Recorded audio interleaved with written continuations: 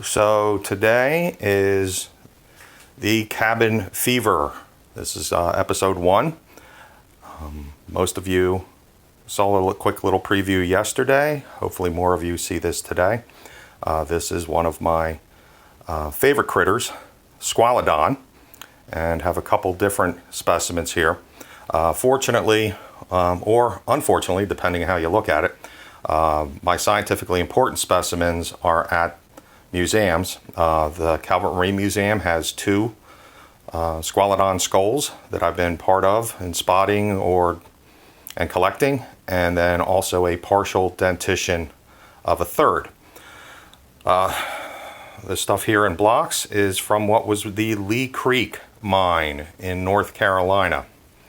So these are in the Pungo formation, equivalent to the Calvert formation along Calvert Cliffs. This is the back, or at least a decent amount of a skull, of what we have determined to be Squalodon calvertensis.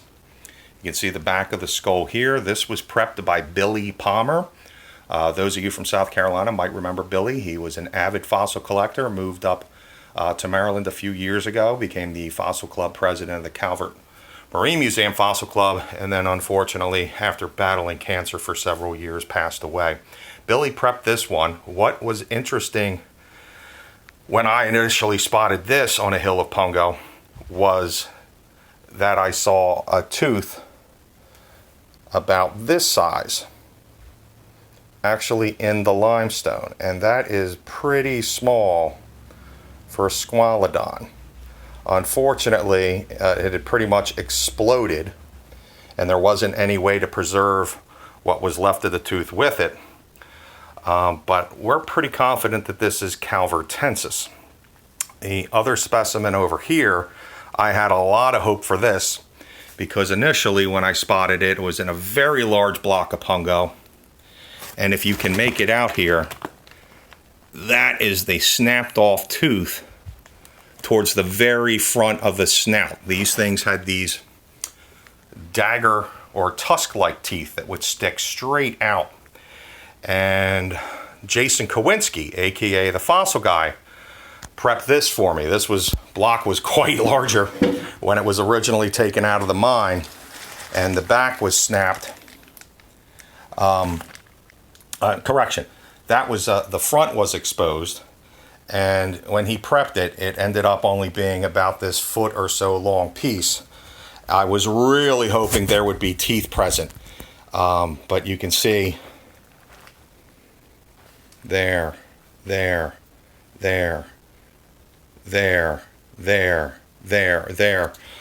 the molars were of this. The reason I was so optimistic is that these critters have a very large snout at the front.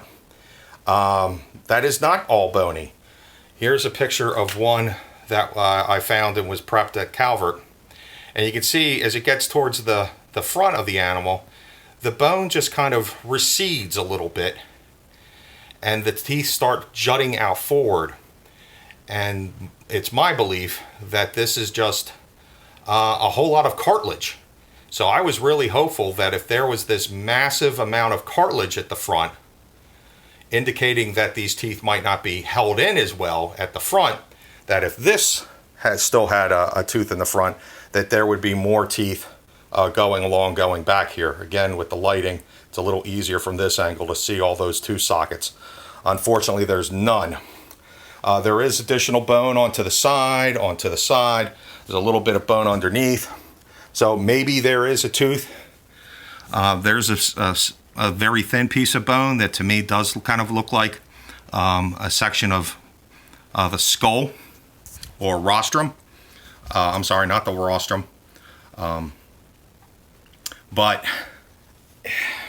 I don't have the proper things here to actually give this an acid bath and prep this. The more interesting specimen, however, is this guy. So I was crawling along the Pungo, and those who used to visit Lee Creek would remember the Pungo crawl, and I spotted that little tooth. And I just knew that this was not just your typical dolphin. It's not a land mammal. That it just looked like a very small squalodon. And as I started flipping over the boulders, I flipped this over. These two teeth were still attached here, and the roots are still present. But when I was sliding it over, turning it over, they fell out. I haven't attempted to figure out exactly where the crowns would attach to which roots. I've left it alone. But these crowns and roots are extremely smaller than any known squalodont. As of right now, there are 2 known species. There's the larger Whitmorei. This is a drawing from a past publication by the CMM. This is the much smaller Calvertensis. And what this illustration is showing is a publication from the CMM where a squalodon skull was found, and what's being shaded here is the nasal or breathing area of the dolphin. And the topic of this paper was that this animal actually still retained the ability to smell. What's very interesting about squalodons is they are also one of the first odontocetes or toothed whales that could echolocate. So this whale could not only smell, it could echolocate it as well. And you can guess why there might be 3 here. The larger known, what used to be called Titamani, now known as Whitmorei, the much smaller Calvertensis, and now this medium size that's waiting to be published on.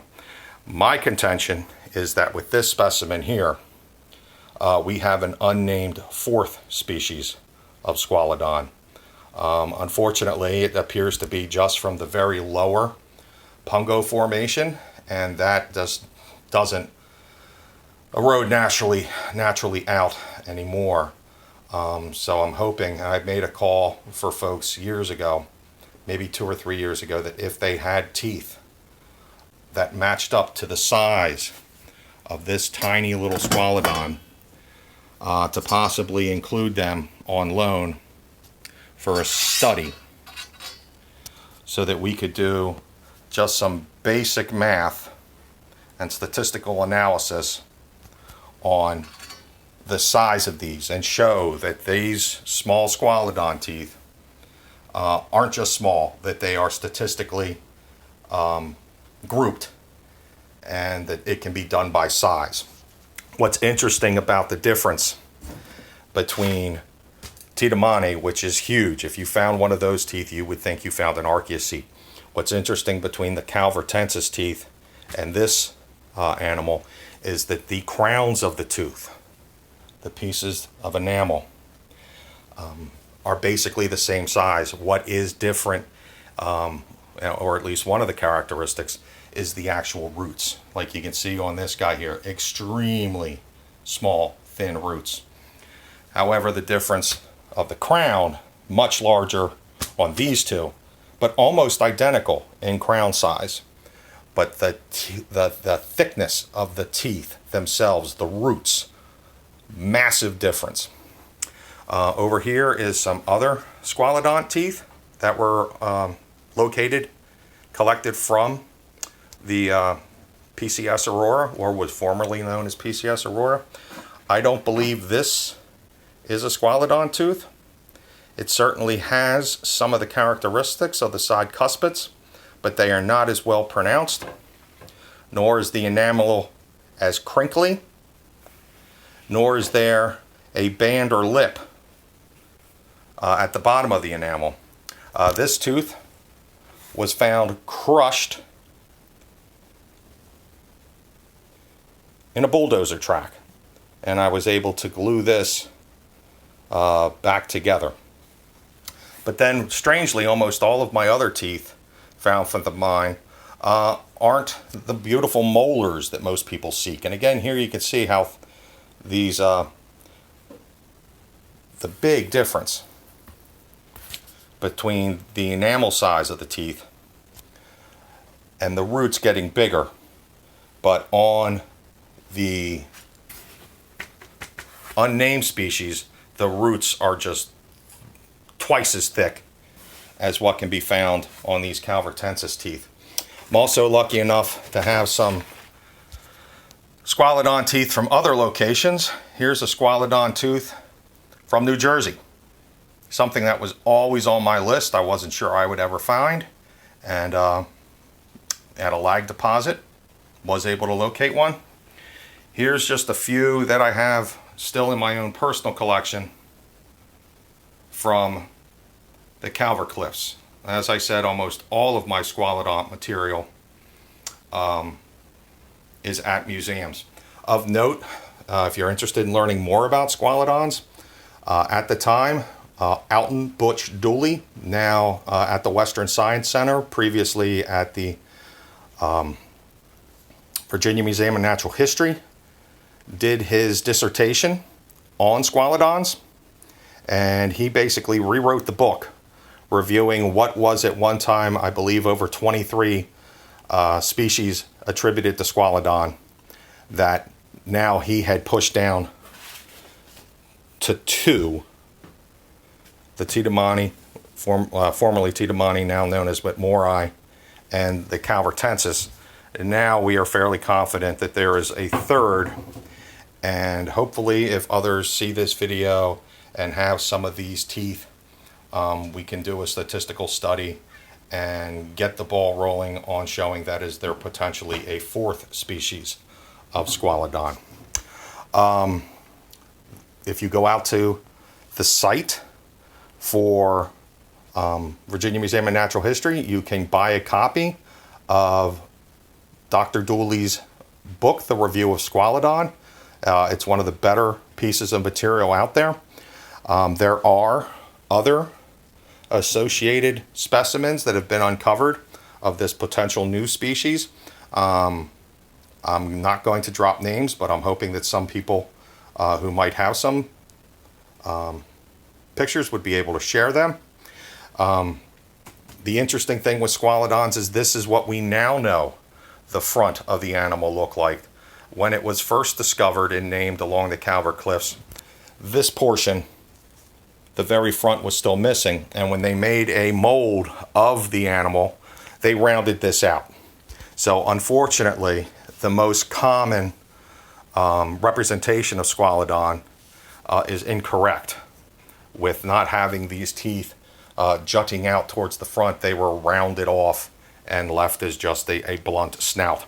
There are several rather nice skulls of Squalodons known from the Mid-Atlantic coastal plain, a few along from the Calvert Cliffs, a few from the Potomac River that are just spectacular and do actually show a lot better than the prototype, than the holotype, the actual front of the animal with these jutting tusk-like teeth. I apologize for all the ums in the video.